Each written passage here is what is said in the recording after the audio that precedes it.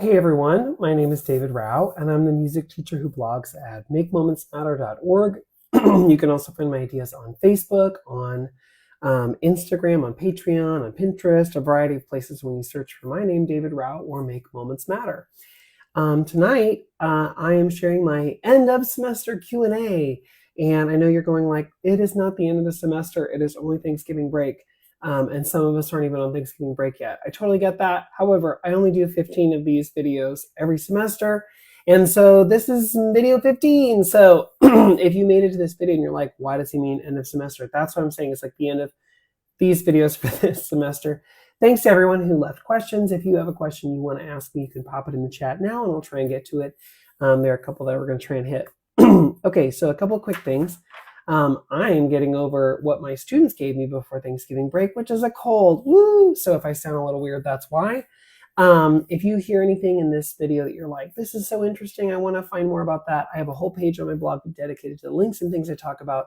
If you go to makemomentsmatter.org/video, you can find all those links and things that I'm talking about.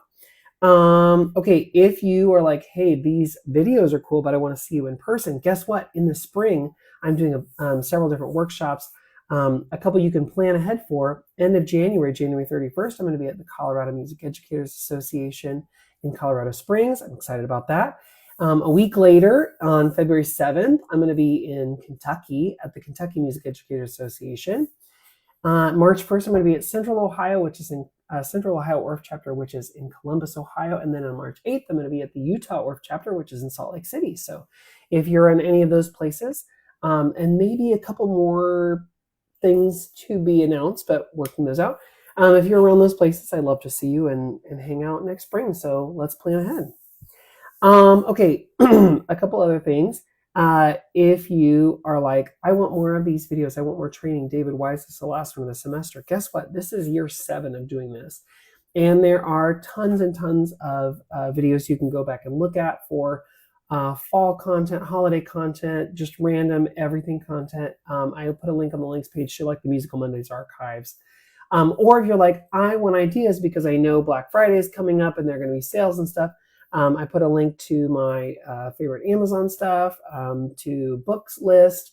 Not that you have to buy those books from Amazon, but I put the list on Amazon because it's easy to just sort of collect them all in one place instead of saying like, well, check out this link and then this link. And it's all in one place and you can then get the ISBN and all that information. So that's there if you want it.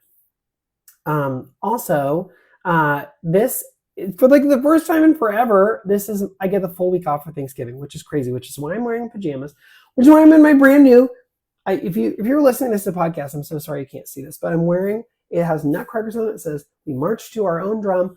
I got it at a thrift store.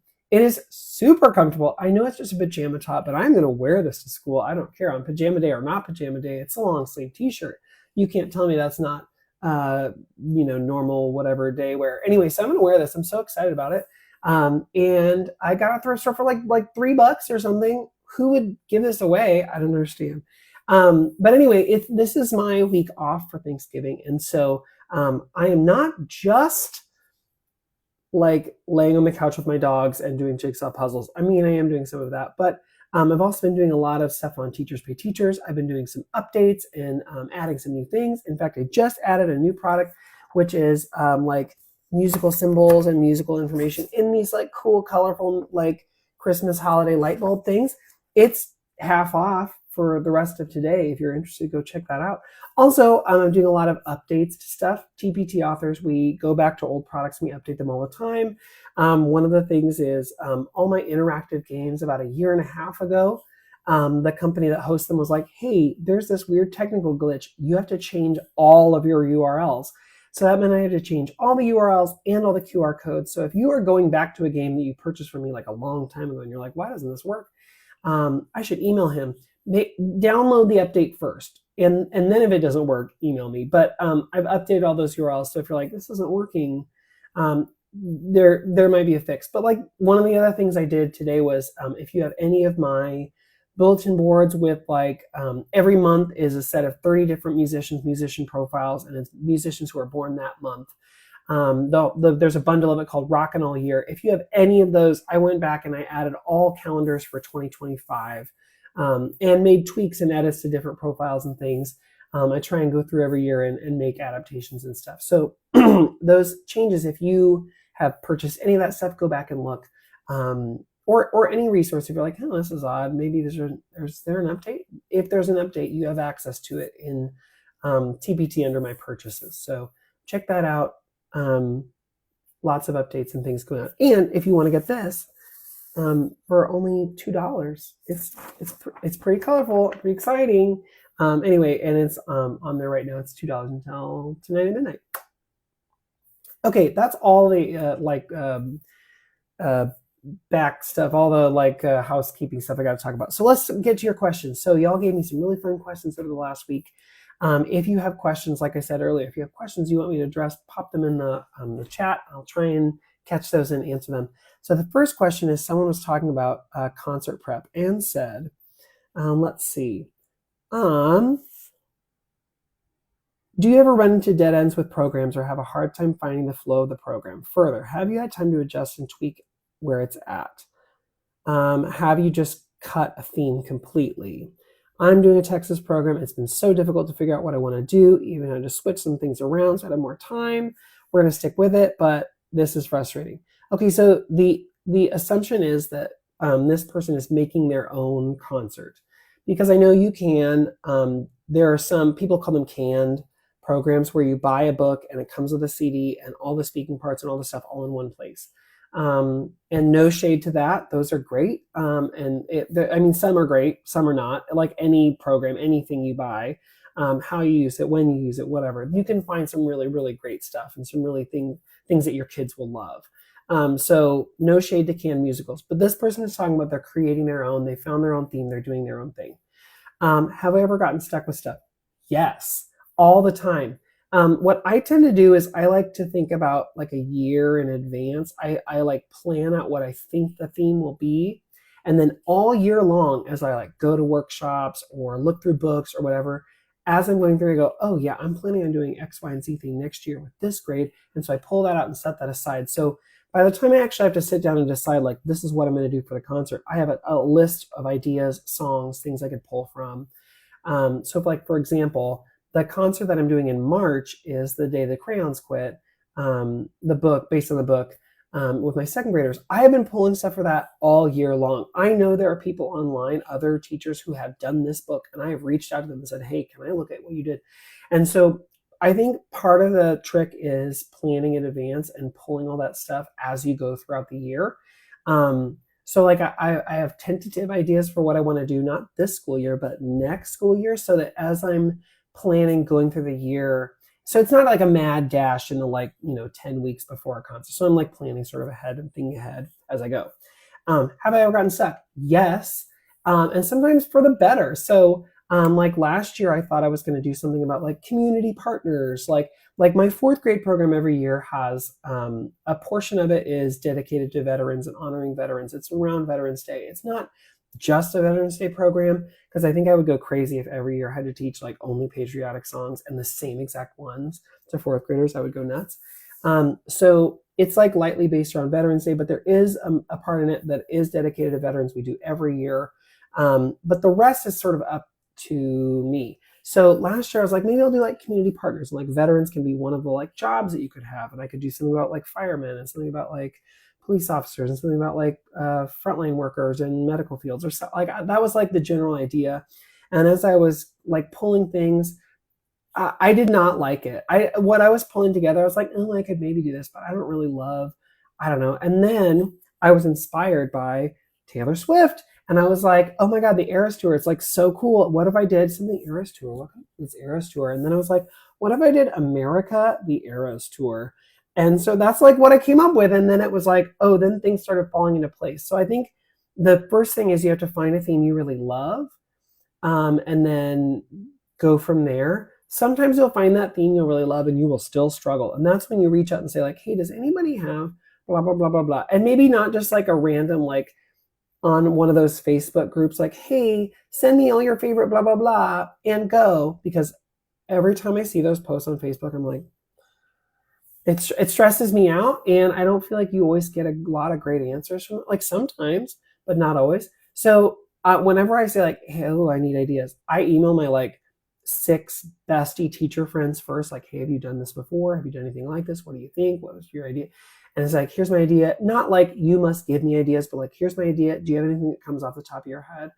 And I have people who email me the same thing too. And so I send them back ideas like, oh, I did this, blah, blah, blah. So I reach out to my friends first. I start pulling in books. I do all that. And then those things sort of come together. And yes, sometimes I midstream will change what I had planned to do. Like last year, I had planned to do a concert about like fairy tales. Like that's what I thought I was going to do. And I thought every like song would be based on a different fairy tale. And then as I was developing, I was like, but actually instead, what if, like, because I found, I was like looking for fairy tale books and dragons and stuff. And I kept finding all these great dragon books. So I was like, no, it's going to be fairy tale themed, but each class is going to have their own dragon book. There's going to be a lot of dragons involved. And then like the beginning and end will be sort of fairy tale. So like it changes, it morphs. But I would say in general, find a theme you really like, plan way, way, way in advance. So you have lots of options to pull from, and then go from there. That's my like general concert prep advice. I don't know if that even answered your question. I hope it kind of did, but thoughts about concert. Okay. Someone else said, holiday sing-alongs. It's my first year at a new school. I have done one every year. Do you do one? How do you do it and what do you include? The answer is no, I do not do a holiday sing-along. Not because I'm like opposed to them, but because my school does not require it. And there's already enough going on in December. So I don't like push for it. Also, what I've found is like, I teach different songs to different classes in different years. Like 3rd grade learns O Tannenbaum, and 1st grade learns We Wish You Merry Christmas, and kindergarten learns Sleigh Ride. And like, I mean, they do different things for different reasons. And so I don't teach all holiday songs to all grades every year. So the idea that they could all sit in a gym and sing the same songs, it doesn't work with like how I'm teaching. It'd be like if you say like, we're going to invite the whole school for a whole school game of volleyball. Well, volleyball is more advanced than what some of the younger kids can do. And while they could like play with the ball, I don't know that it's really going to be memorable or like beneficial for them. So in my head, the idea of like an all school sing along pedagogically doesn't make sense. Okay. But there are some schools that are like, but we've been doing it forever. Okay. Well then if you're like, but I have to, what am I going to do? That is tricky. I don't know. Because what songs are you going to sing? How many songs do you have to do? Do you have to fill a whole hour? Do you have to fill a half hour? What songs can you do? Are you at a religious school? Are you not at a religious school? I think if you're the like best case scenario for a holiday sing-along is you are at a Christian school and you can do any song, religious or not, because there's so many you can do. If you're not at a Christian school and you're like, but I only want to do things that would make sense for my audience, then you're kind of limited. So a couple of years ago, I had to do some things. And what I did was, it wasn't a whole school, it was like K3 or K2 and then 3-5. And what we did was we did a couple songs that were like, we found some cool YouTube sing-alongs. So there was a backing track. So it wasn't just completely quiet. So like there was somebody singing that they could sing with. And then we also found some like Just Dance or like Move It things that they could do as well. So they weren't just sitting and singing for forever songs that maybe they did or didn't know. Anyway, all that to say, I don't do a sing-along, and I applaud the people who have the time and energy to do that, or who have made it through even though their school forces them to do it and they don't want to do it or whatever. But I know that there are some people who are very successful. And so I would say that's a Google search kind of thing. There's some really cool sing-alongs on YouTube. Also, I feel like Aileen Miracle had maybe something on TPT for that a couple years ago. Like I remember like looking at it when I was needing to do it. So just see some research and see if you can find something you really love. Okay, another question. Assessment strategies for student self-assessment, formative and summative. How to navigate this with hundreds of students. Pencil, paper, digital, help. Okay, well that is a very big question. That could be like a 9-week course, right? Where you go 3 times a week for an hour. That's a lot. How do you balance assessment? It depends on what your school wants. Do they want standards-based assessment? Are you assessing specific goals and skills? Is it just a general, you're assessing whatever you think you need to assess? I mean, like, it really depends um, on what it is you need to assess. Also, I think it depends on, is your whole school doing this? Like, do kids understand the concept of self-assessment because they're doing it in their homeroom? That makes your job way easier. Do students understand assessment? Are they used to doing it on iPads? Are they used to not doing it on iPads? You know, like, it kind of just depends. Can you do it in small groups? Can you do it in, I don't know. I once was at a school where we had to do data from before and after with fifth grade, and we had to do paper pencil. That made it very easy because the district gave us the guidelines of what we had to assess, and it told us we had to do it paper pencil. So it was like super simple. I think the trick is figuring out, like, what does that look like for your school? What does that look like for you? What are you most comfortable doing? Me personally, when I assess, I am not doing a paper pencil assessment because so much of what we do in the music room is experiential. In my classroom, I know there are some teachers who do things where they do a lot more presentations of stuff, or do more things in workbooks, or do more things from textbooks. And so maybe for them, it makes more sense to do like a paper pencil thing. For me, that doesn't make sense because that's not how I teach. So for me, it's a lot of informal assessment. It's a lot of, as kids are singing a song, like wandering through and going like, this kid isn't matching pitch, or this kid is doing it, or a lot of watching, you know, as they're drumming, are they keeping the steady beat? You know, like whatever the standard thing is that I'm assessing. Maybe it's steady beat, maybe it's 16th notes, maybe it's whatever, and going. And what I find is maybe easiest to do is taking a big class roster and only marking down the kids who are not meeting the assessment. Because if you go through and do like individual, each kid, sort of there, kind of there, what, you know, it's like, because we teach K through 5 or K through 8 or whatever you're on, we see a spectrum. And so like over time, they're going to get caught up because they're going to see over multiple years. So like theoretically, right? So for me, it's kind of like, okay, steady beat, this kid doesn't have it yet. So I mark down on, you know, September 8th or whatever day it is, or, you know, I'm assessing on October 5th or what. As I'm assessing, I just go through and mark the kids who are not getting it. So then over time, I can see, like, are they getting it this day? Did they get it this day? And so it's a lot of assessment in the moment. It's not announced. It's not stop everything, we're assessing this thing. It's as we're going, I'm assessing. And sometimes I mark it down and sometimes I don't. Sometimes it's informal. Sometimes it's not saved informal, you know? So, but for me, I would say the best thing for me is being able to go through and assess over time, slow incremental things. But again, that depends on, is your school allowing that? Do they want a more formal assessment? Do they want data? Like, how do they want it? Do they want it on digital? Do they, you know, it kind of depends on what your school wants you to do. If you don't have any requirements, I would say you find the thing that works best for you. And if there are requirements, I would say it depends on your specific system and how they're making that work. Okay, that's, like I said, you could talk about assessment for years. I mean, it's tricky and it changes all the time. Okay, another question. This is a fun one. Teaching the Nutcracker to 4th and 5th grade. I'm curious about order, resources. I already used the activities from Artie Almeida. Okay, while I'm wearing a Nutcracker shirt, I don't teach Nutcracker to the 4th and 5th graders. Why? Because I do a lot of it in kinder, first, second, and third. The culmination being 3rd grade when we watch the Nutcracker ballet. So I don't really do it in 4th and 5th grade because I've had a lot of it in K through 3, but also because my performances for 4th and 5th grade happen to fall in November and December. And so there's not a lot of chance for me to teach anything else, but to teach other stuff in November, December. So I don't do a lot of Nutcracker with 4th and 5th grade. That's just the way it works for me. Maybe there are other people who do, but just because of that, like where the concerts fall, and also because I hit it so hard K through 3, I don't have a lot of resources for that. But I hope people will chime in and say, oh my gosh, I do. And here's the thing. And if you're watching, listening, you're like, but David, I do all of that. Please leave that in the comments and I will forward it to the person who asked that question, or just post it on my Facebook page so y'all can all see that. Okay. Someone also said, let's see, here's another good question. What are your favorite things to leave for emergency subplans K through 2? I also teach double self-contained classes. Our subs don't have access to technology. Whoa, that's a lot. Okay, so what do you leave as emergency subplans for K through 2?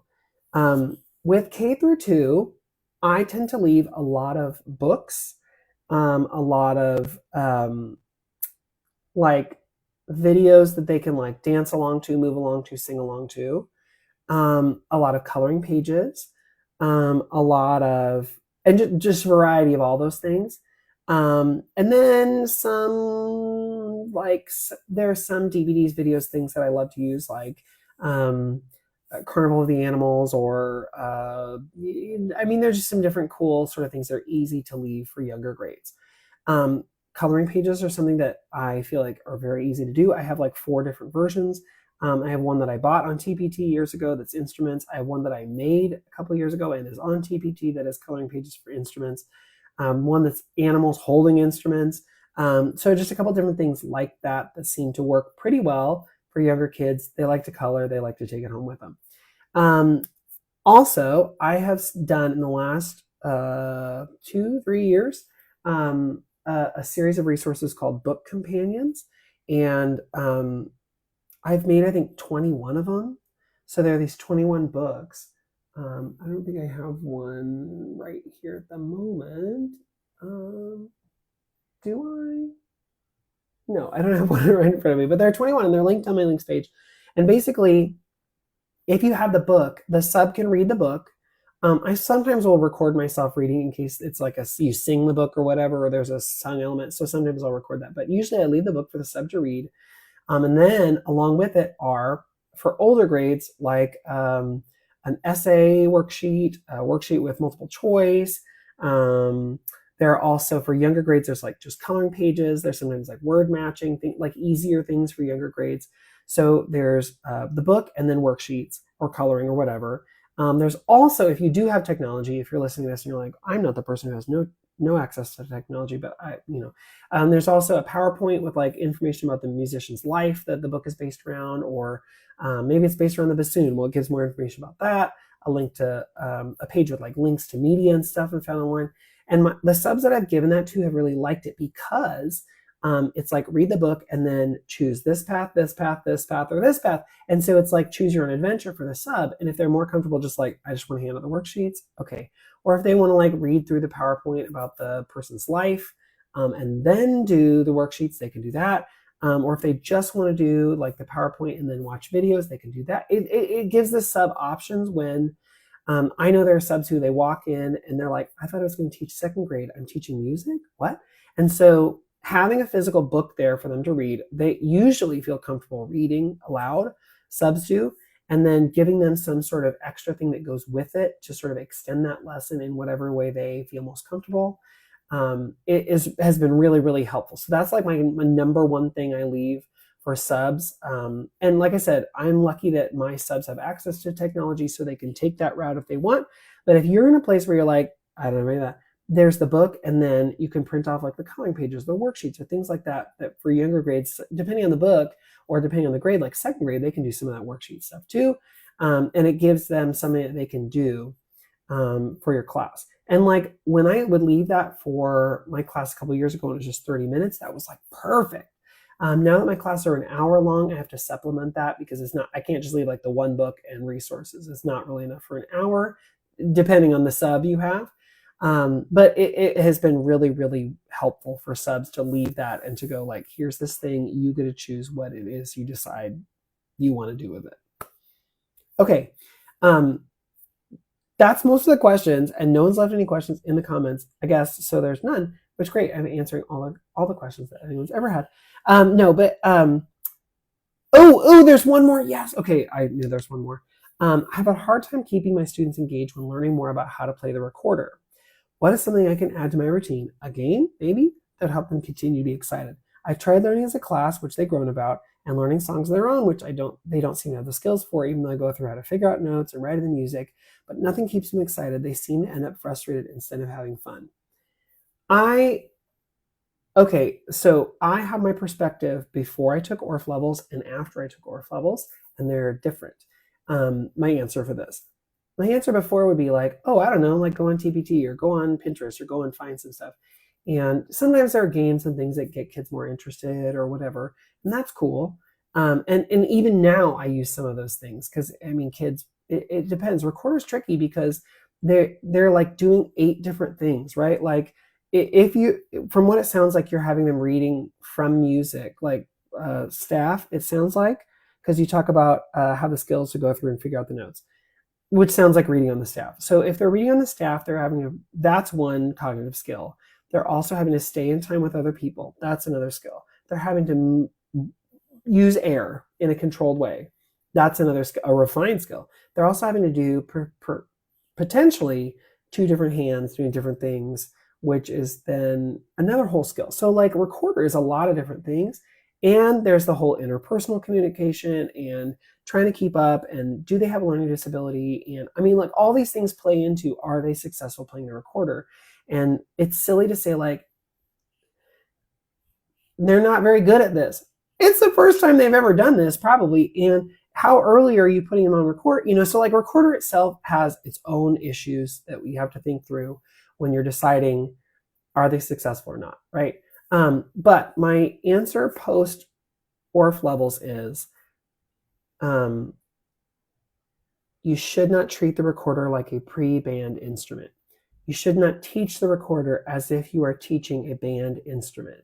If you're teaching the recorder in a way that's like, here are the notes on the staff, let's read them and play them, here's a song you can do, kids are going to burn out pretty quickly. And no shade to band teachers, my partner's band teacher. The band method is specific for band, and it does get boring for kids. And those are 5th graders who are like, at the peak of their learning ability and ability to do things. So it's tricky, and to treat the recorder like that doesn't always work, doesn't generally work. So what I find with kids is the more that we echo, the more that we play around, the more that we improvise, the more that we include like children's books where like there's a part that keeps coming back where I can teach them a song they wrote, and then like they get to play that as like a refrain. They are way more invested because they are successful faster. If it is, you have to learn how to read on the staff, and you have to learn these 3 notes, and you have to control them in this very specific way. And if you're playing at the wrong time, it sounds wrong. They're going to get burnt out way faster because there's so many cognitive processes that could be tripping them up along the way. So the more that you can have them like echo you, or play it as a game, or play a refrain for a book, or do something where it is less stress, or choose, to improvise whatever they want within the specific notes you give them, then they're going to be way more invested because they're going to feel like have success. I'm able to do what I want to do. I'm playing with other people, and it sounds, all chaotic, but like we're all doing it together. They're going to be more successful, more quickly, earlier on in the process. So that's like that doesn't really answer your question. That's like a philosophy thing, right? But I would say if you have trouble keeping your students engaged, it might be that the way you're teaching recorder is slowing them down. So that's why I would say ditch the idea that you're teaching it pre-band, because how many of those kids are going to be in band? All of them? Maybe. If you're a lot of them, cool. Are they all going to play woodwind instrument? So then why, is it really, are we doing this for band, or are we doing this for life, right? So with kids, I like to treat it as like I do like a xylophone or a tambourine or something else. It's just another thing that we use in the classroom, but now we get to do it melodic. So what are ways that I would scaffold, like a xylophone lesson? Or what were ways that I would scaffold like a non-pitched instrument lesson? I try and take that mindset as I go into teaching recorder and think like, well, I want to focus on these 3 notes. How can I do that? Is there a song that we could use? Is there a book that we could do where we add in a little part? How could we put that together? Could we put building block pieces together? Could we add it in with the xylophone? So half kids are playing xylophones and half are playing recorder, because they're way more, but I don't mean I mean like pitch percussion instruments. They're way more successful on those than they are recorders. So can I have them do a little bit of this and a little bit of that? Is the whole day recorder, or is it just part of it? So like, instead of just like sit in your space, sit up nice, right? Sit up tall, nice, perfect posture, play these notes, hot cross buns, do it 2 times. Okay, remove it. Like instead of the rigidity of what feels like a pre-band setting, it's more just like but it's just our classroom and we're integrating in a different way. Okay, I don't think that answered your question at all. I'm really sorry to whoever asked that. But the thing I would say is the more that you go into Recorder with this idea of we want it to be fun, we want them to love playing this, and less like we must be able to play merrily we roll along, you're going to have way more fun. The less you are tied to them reading notation, the more they're going to have fun. The less you are tied to we must get to this specific thing, and the more you are to I want them to feel comfortable playing these notes on this instrument, the more successful you're going to be. Okay, that was like a lot of philosophy and like thought at the end of quarter. Okay, it's not even a quarter. It's still so many weeks to go. But as I said at the beginning of this video, I know that this video is titled End of Semester Q&A, but like I only do 15 of these a semester, only 15 a semester. So I'm at the end of my run.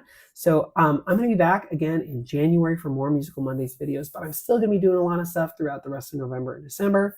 Like I said, today I did a bunch of updates on TPT products that are already out there and added a new one, including this one, which you can get for only $2 until midnight tonight, which is these like cute little musical symbols inside colorful light bulbs, like holiday lights, like twinkle lights. And I put them out. These, however, you could I put these out as a bulletin board, but you could absolutely cut these out and put them in the center. You could do review. I mean, there's so many things you could do with them, but they're there if you want them, because I'm in this moment of it's end of semester and I'm trying to stay active and do more stuff and updates because it's my break. So anyway, all that to say, it's been a super fun time these last 15 weeks, and I hope you got some cool stuff out of it or ideas. And you can always come back and check the archives if you want more. If you're like, but how can you be done? There's more in the archives for the last like 7 years. Anyway, if you want more. Okay, but that's all for tonight. And thanks so much for everyone who submitted questions. And I will be back in January with more Musical Mondays videos. If you want to catch me before then, check out my blog, makemomentsmatter.org, or plan to see me next spring at a workshop near you. I'm going to be like all the way from East Coast to West Coast. So I'm excited. I hope you'll come and join us at one of those workshops. All right, have a great night, everyone. Happy Thanksgiving, and I'll see y'all in January. Bye, everyone.